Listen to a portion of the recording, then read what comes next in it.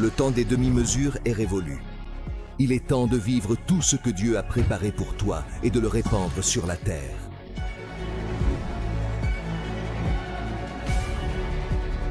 Entraîne-toi à réveiller cette génération. Entraîne-toi et retrouve la passion avec le Saint-Esprit. Entraîne-toi pour faire des miracles ton mode de vie.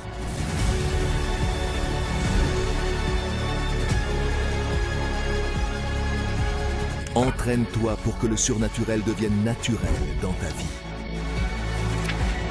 Entraîne-toi pour être prêt et apporter le ciel sur la terre.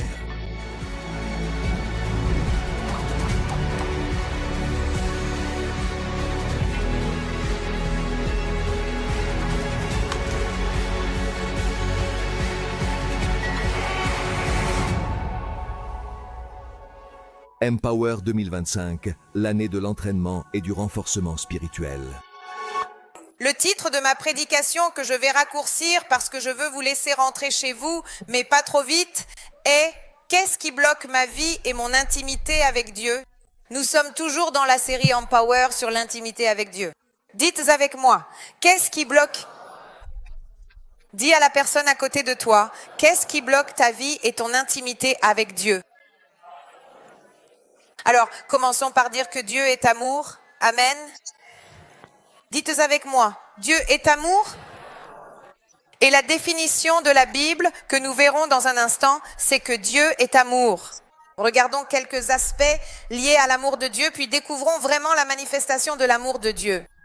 Alors, Dieu avait déjà pensé à nous avant la fondation du monde, par amour. Dites avec moi, comment est Dieu? Dans son amour, il avait déjà pensé à nous avant la fondation du monde. Éphésiens 1, 35 le dit. Béni soit le Dieu et Père de notre Seigneur Jésus-Christ qui nous a bénis. Où est ce verbe? Bien joué. Il a dû m'aider. Il nous a bénis de toutes sortes de bénédictions spirituelles dans les lieux célestes en Jésus-Christ. Dites avec moi, je suis béni. Si vous êtes en Christ, vous êtes déjà béni. Qui le sait? Donc, bibliquement, à un chrétien, tu ne devrais jamais dire que Dieu te bénisse. Tu pourrais le dire à quelqu'un qui ne l'est pas, parce que la Bible dit qu'en Christ, nous avons déjà été bénis de toute bénédiction spirituelle dans les lieux célestes, donc à un croyant. Tu devrais dire que Dieu continue de te bénir parce que tu es déjà béni et que cette bénédiction soit toujours sur toi.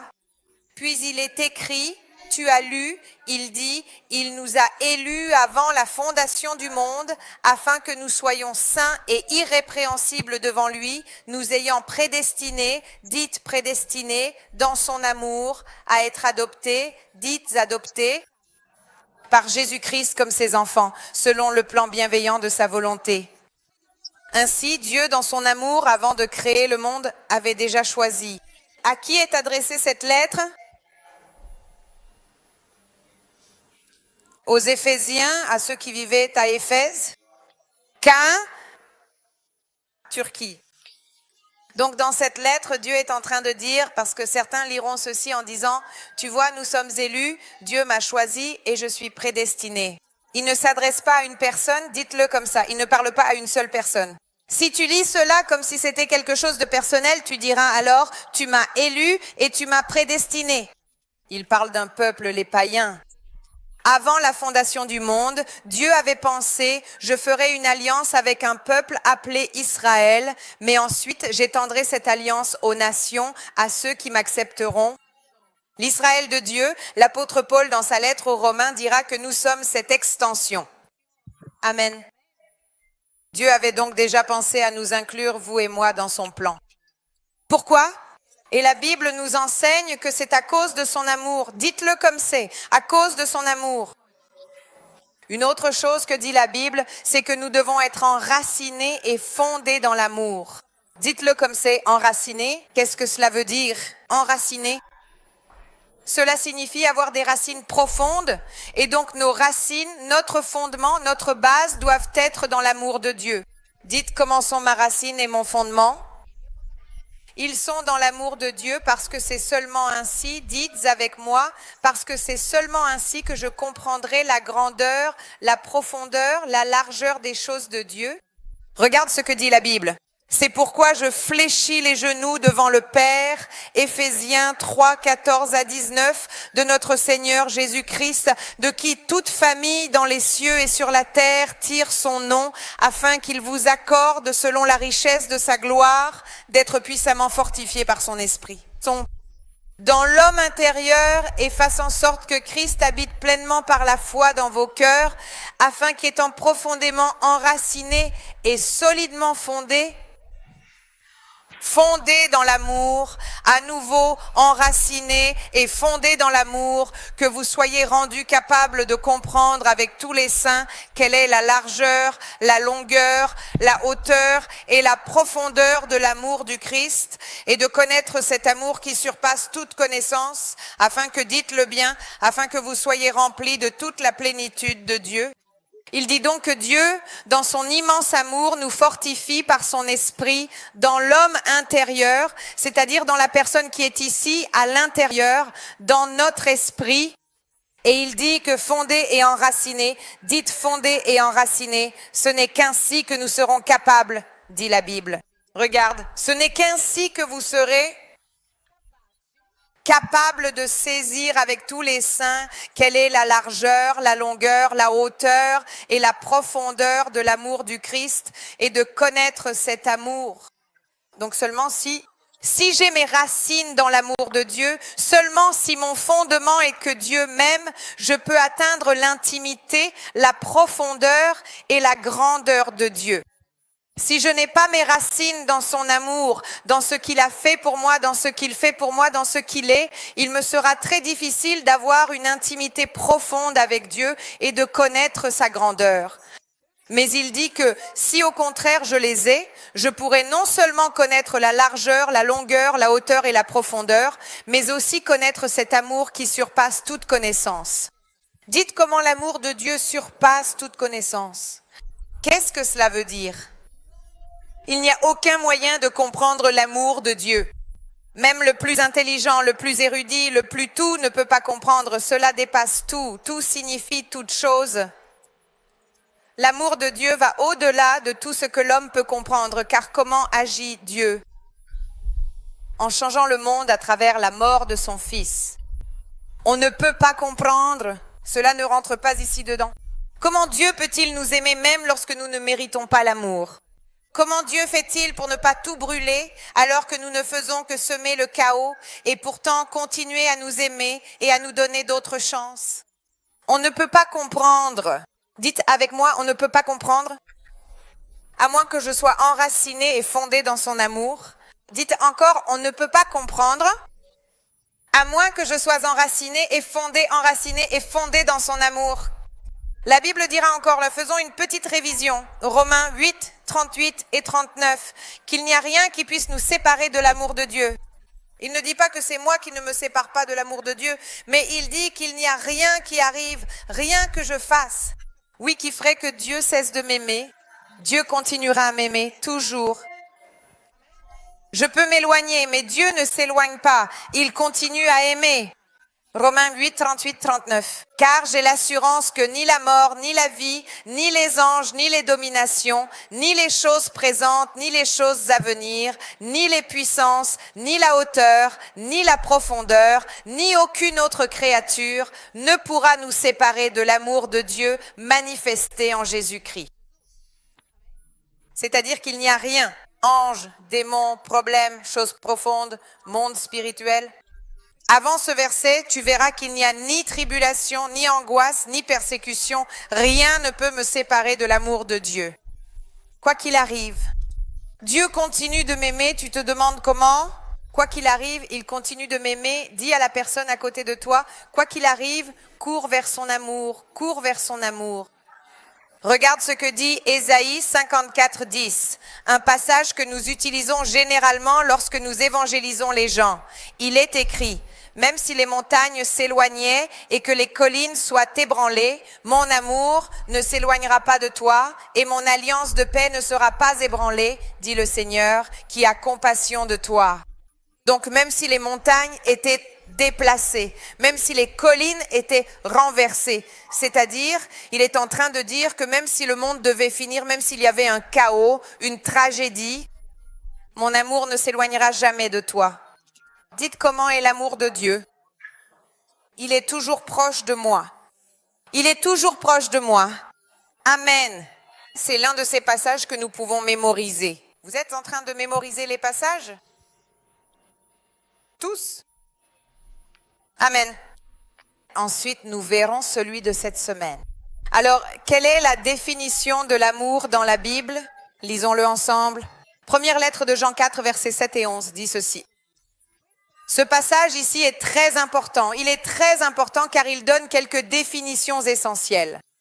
Alors, bien-aimés, aimons-nous les uns les autres car l'amour vient de Dieu. Dites comment c'est. L'amour vient de Dieu. Quiconque aime véritablement est né de Dieu et connaît Dieu. C'est-à-dire qu'il dit que quiconque aime vraiment et sincèrement connaît Dieu et est né de Dieu de manière profonde et significative. Et ensuite, il dit, celui qui n'aime pas n'a pas connu Dieu parce que Dieu est amour. La définition biblique de Dieu, c'est que Dieu est l'amour. Dieu ne ressent pas l'amour. Dieu ne t'aime pas simplement. Dieu est l'amour personnifié. La manifestation de l'amour dans le monde, c'est Dieu lui-même. Amen. En effet, il dit, c'est en ceci que l'amour de Dieu s'est manifesté pour nous. Donc il dit, il est amour. Maintenant, je vais te dire comment cet amour se manifeste envers toi. Et il dira ainsi, cet amour se manifeste, il se manifeste ainsi. Dieu a envoyé son Fils unique dans le monde afin que par lui, nous ayons la vie. C'est en ceci que consiste l'amour. Ce n'est pas que nous avons aimé Dieu, mais que c'est lui qui nous a aimés. Et il a envoyé son Fils pour être le sacrifice expiatoire pour nos péchés. Bien-aimés, si Dieu nous a tant aimés, nous aussi, nous devons nous aimer les uns les autres. Donc ce qu'il est en train de dire aussi, c'est « Alors, Dieu est amour. Comment a-t-il manifesté cet amour envers nous ?» En envoyant Jésus-Christ, son Fils unique, pour payer nos dettes, nos péchés. Il a dit, sans Jésus, sans le sacrifice de Jésus, il aurait été impossible d'accéder à Dieu, car Dieu ne cohabite pas avec le péché, et nous sommes tombés dans le péché. Et il dit, tu sais ce que je vais faire? Tu sais, la manifestation de mon amour, c'est qu'au lieu de vous brûler tous, je vous envoie la chaloupe, la bouée de sauvetage qui est Jésus, et je vous prends et je vous emmène. Et puis il dit, si Dieu est tellement amour qu'il donne son Fils, pour le bandit, le pédophile, l'orgueilleux, le menteur, la menteuse. Si Dieu qui voit tout le péché, lui ne voit pas seulement ce qu'il y a à la télé, il voit ce qu'il y a à l'intérieur du cœur des gens, la méchanceté. Lui qui a une vision d'ensemble dit, s'il a décidé de sauver ces personnes, alors frères, aimons-nous les uns les autres. Cela veut dire que nous aussi pouvons et devons nous aimer, d'accord ? Alors, regardons ce qu'il dit. Ce verset est beaucoup utilisé dans les mariages. Première lettre aux Corinthiens 13, 1, 7. Ici, Paul explique ce qu'est l'amour, comment il se manifeste dans notre vie ainsi. Nous, les humains, si je parlais les langues des hommes et des anges, mais que je n'avais pas l'amour, je serais un airain qui résonne ou une cymbale qui retentit. Dites comment c'est. Si je n'ai pas l'amour, je ne fais que du bruit. Encore une fois, si je n'ai pas l'amour, je ne fais que du bruit. Parce que ce qu'il est en train de dire, c'est « Voilà, j'ai tout perdu ». Ce qu'il essaye de dire clairement, c'est ceci. C'est inutile. Je ne fais que du bruit si je n'ai pas l'amour, même si je parle la langue des anges et des hommes, même si je suis super spirituel, s'il n'y a pas d'amour, il ne se passe rien. Si j'avais le don de prophétie et que je connaissais tous les mystères, toute la science, et que j'avais toute la foi au point de déplacer les montagnes. Mais si je n'avais pas l'amour, il est en train de dire, tu peux prophétiser, tu peux parler en langue, tu peux avoir une foi incroyable, mais si tu n'aimes pas, en réalité, tu n'es rien. Parce que nous n'allons pas au ciel en fonction du nombre de dons que nous avons. Les dons, c'est Dieu qui nous les donne, mais notre caractère, c'est autre chose. Si tu parles en langue, c'est Dieu qui te le donne. La foi surnaturelle, c'est Dieu qui te la donne. Mais le caractère, c'est le tien. Et le caractère est un choix d'amour. Tu vois comme c'est un choix d'amour. Si je distribuais tous mes biens pour nourrir les pauvres, si je livrais mon corps pour être brûlé et que je n'avais pas l'amour, non, à quoi cela me servirait-il? Donc même si je suis la personne la plus gentille du monde, que je donne tout aux pauvres, sans amour, cela ne vaut rien. Tu vois comment est l'amour? C'est du caractère. Pourquoi savons-nous que l'amour est du caractère? Parce que dans Galates, il est dit que le fruit de l'esprit est l'amour. À l'époque, il n'y avait pas de point-virgule. Aujourd'hui, nous comptons tous les fruits de l'esprit, mais ils ne sont pas séparés. Beaucoup pensent que c'est l'amour. Et de là viennent la paix, la patience, la bonté, la fidélité, etc., etc. Le fruit, c'est le caractère. Dites, comment est le fruit? C'est du caractère. Et il continue en disant ceci. Voyons quelles sont les caractéristiques de l'amour qui est Dieu. Nous retrouvons ces caractéristiques en Dieu. Il est patient. Il est bienveillant. L'amour n'est pas envieux. L'amour ne se vante pas. L'amour ne s'enfle pas d'orgueil. Il ne se comporte pas de manière inconvenante. Alléluia. Il ne cherche pas son propre intérêt. Il y a des gens qui cherchent Dieu seulement parce qu'ils veulent des choses. Il ne s'irrite pas. Et je veux m'arrêter ici. Ici, il n'impute absolument pas le mal. Il ne se réjouit aucunement de l'injustice, mais il se réjouit pleinement avec la vérité. Il supporte tout, il croit tout, il espère tout, il endure tout, avec une patience et une persévérance inébranlables. Et ensuite, il dira que tout passera les langues, mais l'amour et Dieu demeurent.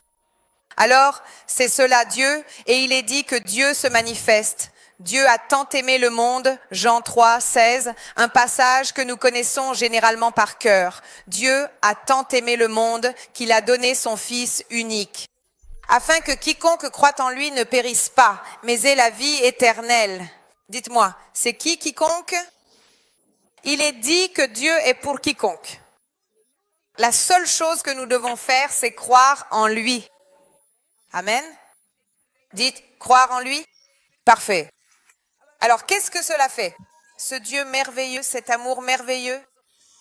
L'amour sacrificiel, c'est un amour qui pardonne, dites-moi. Il pardonne. Déjà, le mot pardon, c'est un cadeau, le pardon. Et Dieu, dans son immense amour et sa grande miséricorde, envoie Jésus-Christ pour pardonner le monde entier, pour pardonner chacun de nous individuellement et collectivement. Dites bien fort, pour pardonner chacun de nous. Et ma question aujourd'hui pour vous et pour moi est la suivante. Car très souvent, le manque de pardon nous sépare de l'amour de Dieu.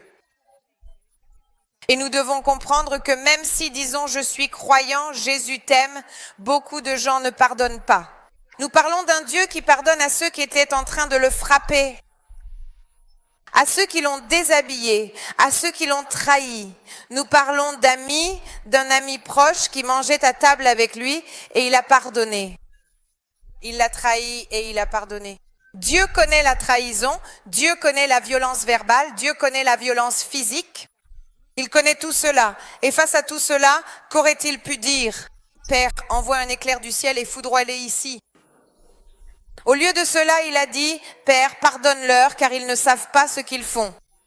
Jésus libère, il pardonne. Jésus voit une femme adultère, alors que tout le monde est là à dire, je vais te tuer. Lui s'arrête et dit, va et ne pêche plus, personne ne te condamne, que celui qui n'a jamais péché jette la première pierre.